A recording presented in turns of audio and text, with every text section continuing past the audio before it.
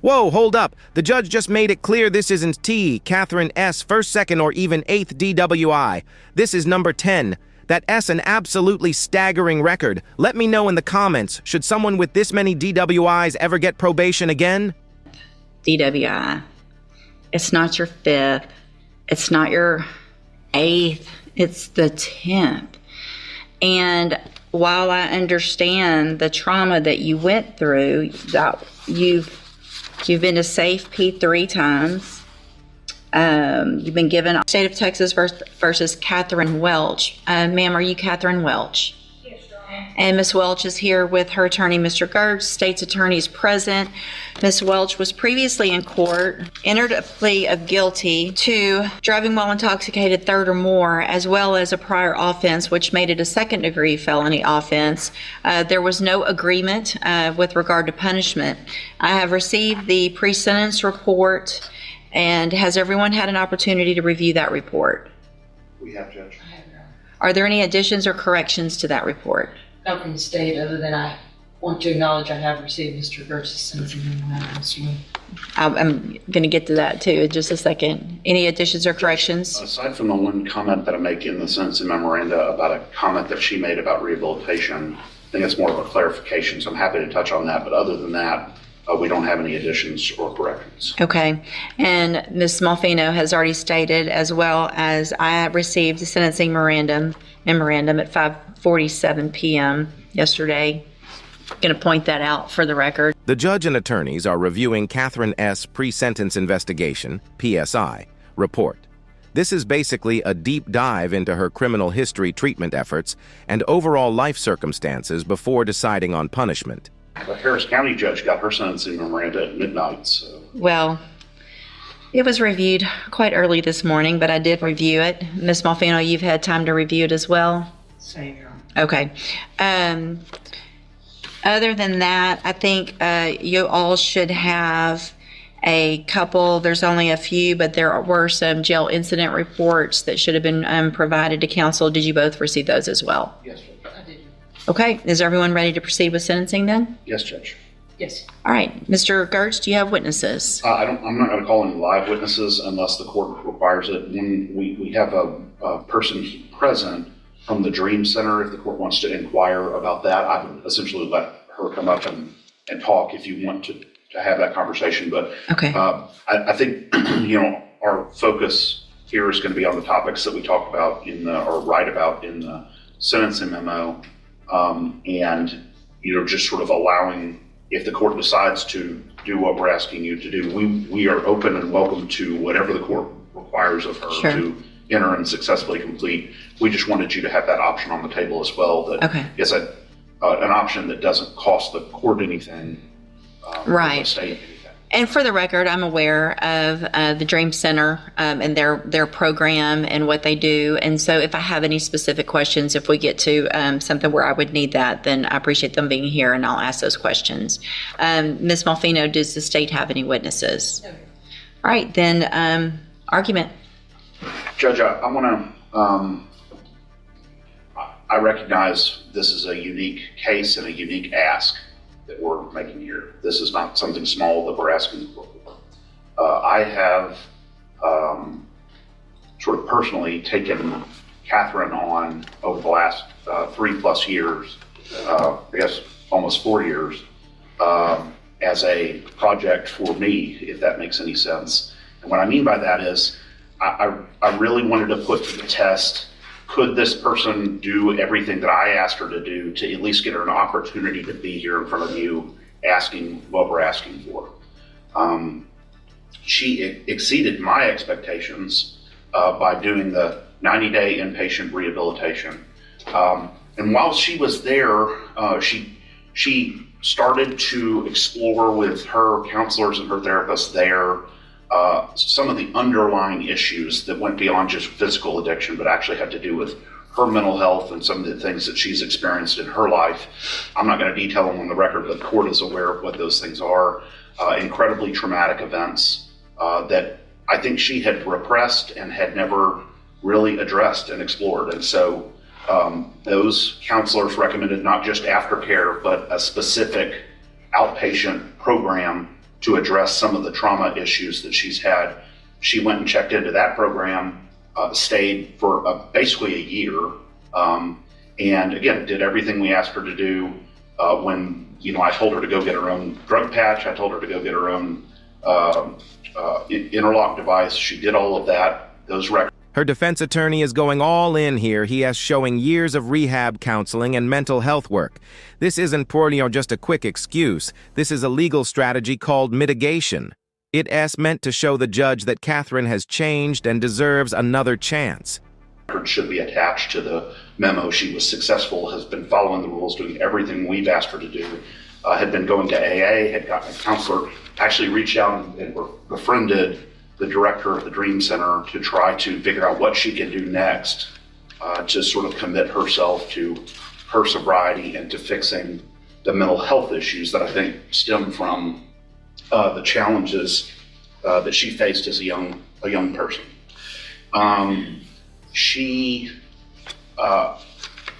Sometimes it's easy to look at one side of the ledger, the rap sheet or the criminal history, and think that defines this person.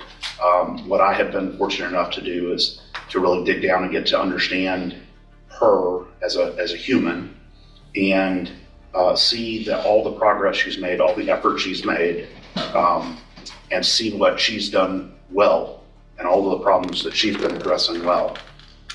She's obviously very anxious about this day, but we've been looking forward to this day as well, to be able to present that. And I want to go down on the bottom of page 2, address what I was talking about in the CSI. So that I'm not saying that this wasn't the words that came out of her mouth, but when she was asked by one of the examiners in the probation report if she felt she needed treatment, she said she didn't feel like she needed treatment. She wasn't opposed either. I want to clarify what we mean by that. I say this here, but what she would say, I think, is she did 90 days of detox rehab related treatment, has continued aftercare, has continued mental health care. But in terms of going to a program that is specifically targeted at people who are currently using or currently intoxicated, I think she thought that wasn't the direction that would be ideal. She will do whatever you want her to do, but I wanted to explain what that comment means. And so, because a lot of times, as you know, Judge, private rehabilitation programs will just reject you if you've been clean for 3+ years, as she has. And so they just won't even accept you at all. So I think that was just a misunderstanding or a miscommunication between the probation officer and Katherine. But nonetheless, she's willing to do whatever the court chooses here. Additionally, we've been in contact with her current parole officer. They are willing to keep her on parole instead of revoking her, depending on what the court does here. And so that was encouraging as well. I think we had the same kinds of conversations with them about her recovery and about her efforts. And so I think that was an encouraging sign from them. And then finally, Judge, you see, we didn't want to focus too much on support from the community because, again, this isn't just a run-of-the-mill case. This is a different focus. But she is married. She has a family.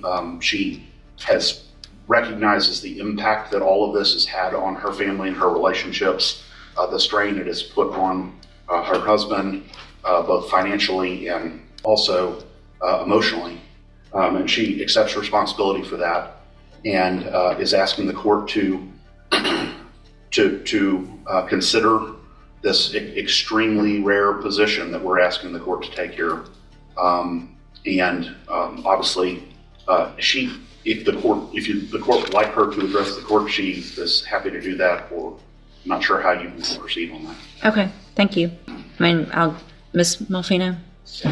Judge, I don't envy the position that the court is in this morning. I do take very seriously the comments of Mr. Gertz. I take him at his word for that, and I hope that all of those things are true. It's difficult for me as a representative of Jefferson County and the state and the citizens that were on the roads every day to stand up and say I agree with probation, but I don't disagree with the things that Mr. Gertz has said and the information that is in his sentencing memo. To play the other side of the coin, does it suggest that she received the benefit of the doubt already by me waiving the habitual status that she could have been facing based on her number of priors? Does it seem in good conscience that I can say I ignore all of those priors? Absolutely not. But obviously, we have seen that her multiple trips to the penitentiary have resulted in no change of behavior until hopefully now in these last 3 years. Here is the key moment. The prosecutor admits Katherine has made progress, but points out that she has been given leniency before and it didn't work. This is the classic courtroom tension, rehabilitation versus public safety. Which side are you leaning toward right now? I do sympathize with Ms. Welch as an individual. Again, it's hard for me as a district attorney, assistant district attorney, to say that I concur with the punishment being probation, but I don't, again, disagree with the comments that Mr. Gertz has. We've had multiple conversations about this case. I know he's worked very diligently at it. I don't really know, Judge, and that's why it's before you, that putting her in prison for 20 years and her getting out in 2 versus an extensive probation period where she can continue the recovery she's been doing is a better option. But again, I don't know what is in the best interest of public safety. Unfortunately, none of us do. So I would defer to the court's wisdom and whatever you think is appropriate based on the volume of information.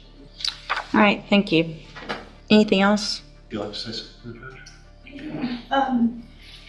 Your Honor, I just want to say that the past was fueled by drugs and alcohol. I take complete responsibility for that. I did not know from very young when things happened in my life that it could have been, some of it could have been treated and stopped earlier if I had gotten help for my mental health.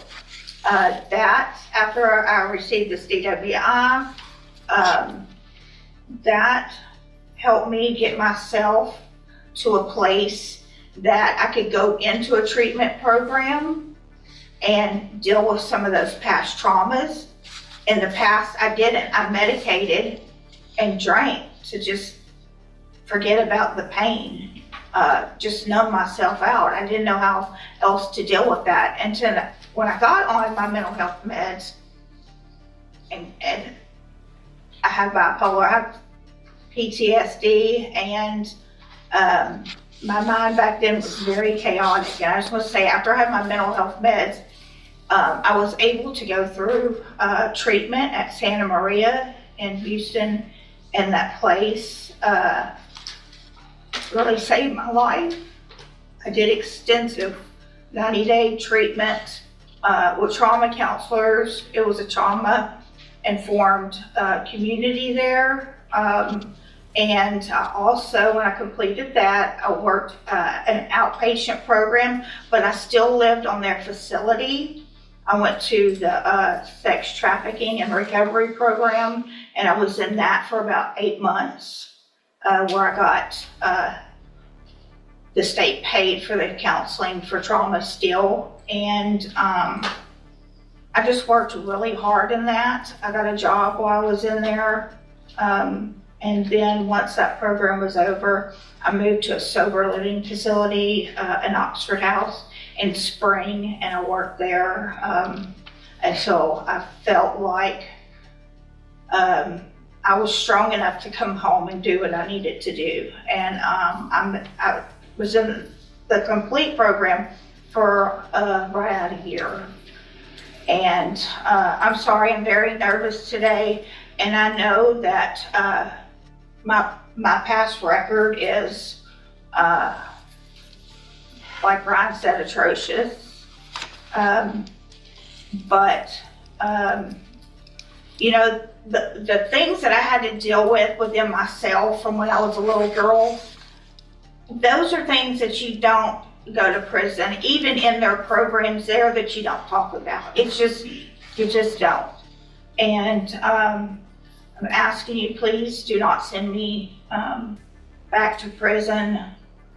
I want to move forward. I have moved forward in my life, and this year that I've been in jail has given me more time to think and know that I am definitely headed in the right direction. I have a sponsor. I attend AA at home. I had moved on with my life as far as I could with my sobriety. I mean, I knew this charge was out there. And I think I made some good, really good choices with my Mid-County AA friends. They've helped me a lot. And I am open to anything. I will abide by all the rules and do anything that's out. This is powerful. Katherine is practically pleading for her life here. She is describing her trauma, her sobriety journey, and promising to follow all rules. But is it enough to outweigh the danger of 10 DWIs? To me. And I think, no, I know now that I'm responsible and capable of taking care of my business and my life. Thank you. So, Ms. Welch, Ms. Malfino probably said it yet best, and I get this often, and they don't envy my position, and this is the worst part of my job. But I worked hard to get here, and it's my job. Part of my job, it's several things, and it's to look at, obviously defendants and giving chances and things like that, but it also is about making our community safe. And I have to look back. This is your 10th DWI. It's not your 5th. It's not your 8th. It's the 10th. And while I understand the trauma that you went through, that you've been to Safe P 3 times. You've been given opportunities on probation where they were revoked. You've had opportunities while you were on parole to do what you have done now. And while I appreciate what you've done, and I think that's great, and my goal isn't to, to stop any improvement, but I can't, in my opinion, in good faith, go home tonight, look myself in the mirror and say I gave somebody on their 10th DWI, that your last sentence was for 15 years in prison. The one before that was for 10. The one before that, you've gone to another 10 year back in 09. I mean, this goes back to the 90s. You got a 10-year sentence in 2011. While you're on parole for that one, you get another one, so they give you 15 years, and you get out and you're on parole and you do it again. The fact is, we're just lucky that you haven't killed someone in our community 9 times over, being given opportunities. I just can't do it. I'm going to find that you entered your plea of guilty freely and voluntarily. I'm going to find and your plea of true to the prior offense. I'm going to find sufficient evidence to find you guilty, and at this time find you guilty of driving while intoxicated. I'm going to Final sentencing decision delivered, 18 years prison, and there it is, 18 years in prison. The judge even says he can in good conscience let her walk free after so many chances. This is a sobering reminder of how serious repeat DWIs are. They can literally end with decades behind bars. sentence you to a term of 18 years in the institutional division of the Texas Department of Corrections. You will receive credit on that sentence for any time that you've been in custody that the law gives you the right to receive. You're going to be handed a trial court certification that shows this was not, well, I guess there was an agreement because the waiver of the enhancement, which could have been a 25 to life, as Mr. Gertz said. So I'm going to hand you the certification that shows this was an agreement. You've waived your right to appeal I'm also handing you a written admonishment regarding your ineligibility to possess a firearm or ammunition. Possession, because of the judgment entered against you, you're ineligible under Texas law to possess a firearm or ammunition. Possession of a firearm or ammunition could lead to charges against you. You should read the written admonishment I provide you. If you have any questions about that, you can talk to Mr. Gertz. And Ms. Welch, I take no pleasure in this. This is extremely difficult for me. I understand, to some extent, addiction, and I understand that you are on a better path. However, there have been plenty of opportunities in the past where you were on a better path and you got back out and you got back on our roads again. And so good luck to you, ma'am. Thank you, Mr. Gertz and Ms. Malfino. Court will be adjourned.